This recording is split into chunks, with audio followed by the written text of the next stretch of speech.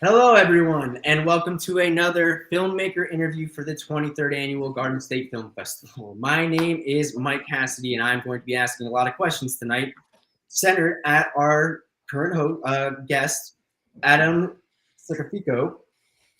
Hi, everybody. Adam, you're the producer, director, writer, triple threat of Don't Eat Dead Fish. Can you tell us a little bit about your film? Yes, my film is about a fisherman who gets haunted by a dead fish. It's mostly a silent film, except for one improv line of dialogue by our wonderful actor Chris Ross. You can expect a lot of laughs and a good, sick, twisted jump scare at the end of it. So when you come out on the 29th, that's exactly what to expect. All right, yeah, I'll be out. I'll be looking for it. What inspired you to make this film? Were you haunted by a dead fish? Um, yes, actually, I was. That's the long Oh, and short of it. In the yeah. middle of COVID, my parents live up in Greenwood Lake, New York, and every summer they rent a boat. And now, naturally, 2020 couldn't sail the boats out because it was the height of COVID, and but that doesn't mean we couldn't dock, at the lake. So one day after I got off work, I decided I'm going to grab a sandwich. I'm going to sit on the dock. It's a beautiful day. I'll just be out in the silence. And lo and behold, a dead trout or whatever is literally just bounces up against the boat, sitting right next to me on the water, and it will not leave. And it's almost like circling the boat round and round, and I have nothing to poke it away with, or I'm practically trapped with this fish. So naturally, bored out of my skull as we all were, I'm like, you know what? I'm gonna turn this into a movie. Got off the boat, went home, and I wrote the thing in 2 hours. Wow. And yep, just put on a pile of shorts thinking, I'll never make this. And then lo and behold, a couple years later, when everything kind of had cleared up, pulled it off the pile and made the film. Wow. 2 hours. That's incredible. Yeah. And you mentioned that you have other shorts that you worked on before? Yes, this is my third directorial short. My first two, first one was Posthumously Yours, which was a black and white vampire film, kind of His Girl Friday by way of Nosferatu. And then my second one was Killer Across the Street, which is a sick, twisted version of The Burbs. We both actually did play at Garden State too, so I'm very happy to have now my third short playing at Garden State this time around. Oh, wow. I didn't Yes. know that. Well, welcome back. We're very happy to have you. So could you just tell us a little bit about, so you mentioned the shorts. What Yes. those previous projects did you use in making Don't Eat Dead Fish? Excellent question. Brought the same kind of tone. I love horror and I love comedy though. My two great loves. And I try to, and the beautiful thing about both those genres is the reactions are always very visceral. You're either laughing or you're screaming. And, as the director, as the person managing the tones as it were, you're always trying to pick the right times. When do I want to make them laugh? When do I want to make them scream? And pretty much for this one, I brought what I learned on the first two shorts and brought that here, where it's like, all right, I'm kind of now in firm control. This part of the film is going to be unnerving, the beginning. Middle is going to be more the comedic Bugs Bunny, Elmer Fudd part of it. And then that last part is when I'm going to pull the rug out from under the audience. Great. Yes. Great. I'm sure they'll look forward to that. Did you always want to be a filmmaker?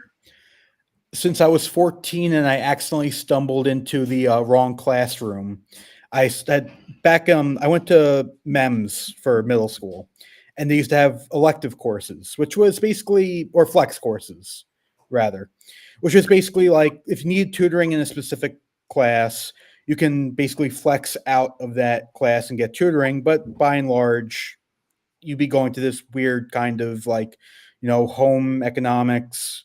I think one was children's storytelling, which is one I had signed up for. Mhm. And I think the teacher, I don't know if it was his last month or whatever, and he was supposed to again be teaching children's storytelling. And because he only had 1 month left before he left, he's like, you know what? I'm going to teach you guys how to write screenplays. Oh, wow. So it was basically, like I said, I feel like I kind of fell backwards into it, Right. starting at 14, and then just everything kind of, I got bit from there, and I've been on this journey ever since. Kind of like destiny a little bit. Yes, in a lot of respects. Awesome. Yeah. Did you collaborate with anybody else for Don't Eat Dead Fish? Oh yeah, my regular producing partner and director of photography, Bob Klein, who's been with me for the last, God, it's since 2016. We've known each other, and we've worked on not just my shorts, but his shorts and a bunch of other, people as well. Chris Ross, who is the actor in Don't Eat Dead Fish, I'd worked with him previously on The Killer Across the Street.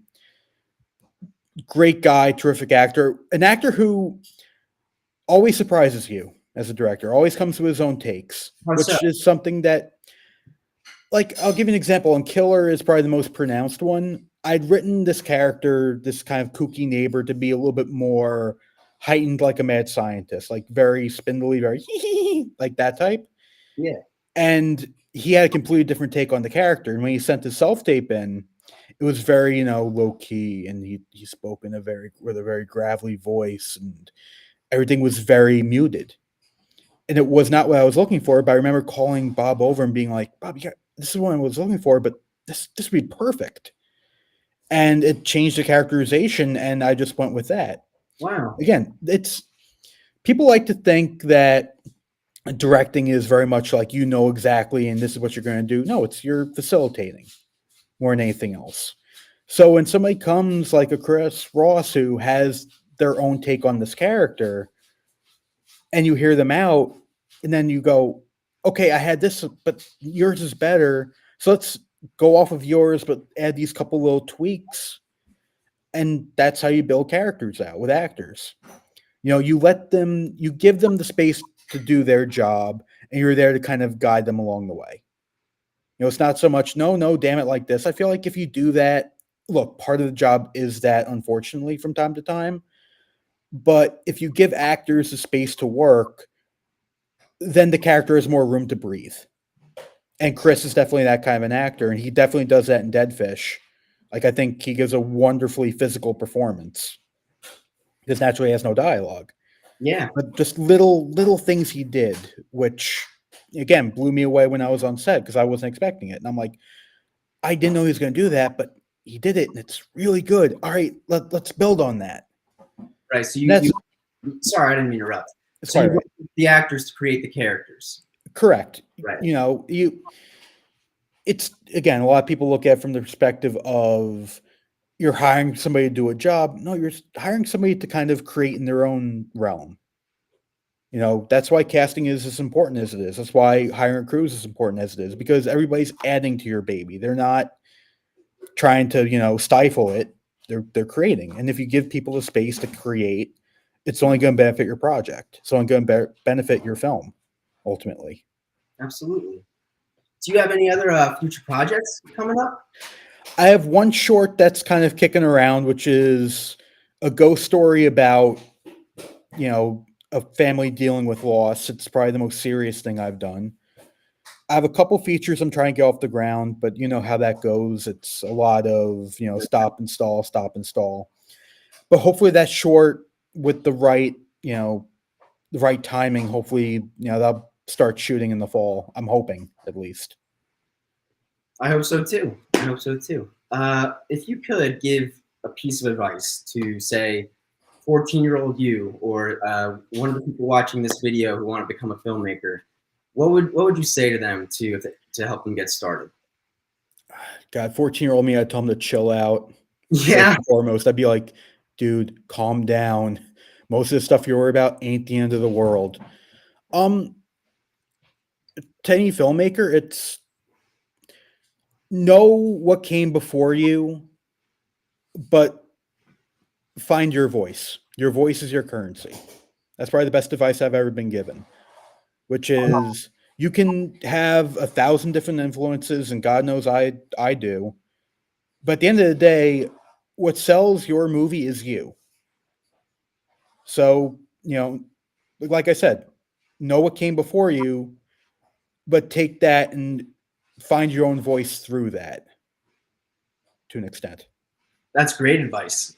Did you just come up with that? No, I've been told that Okay. by a lot of people in my life.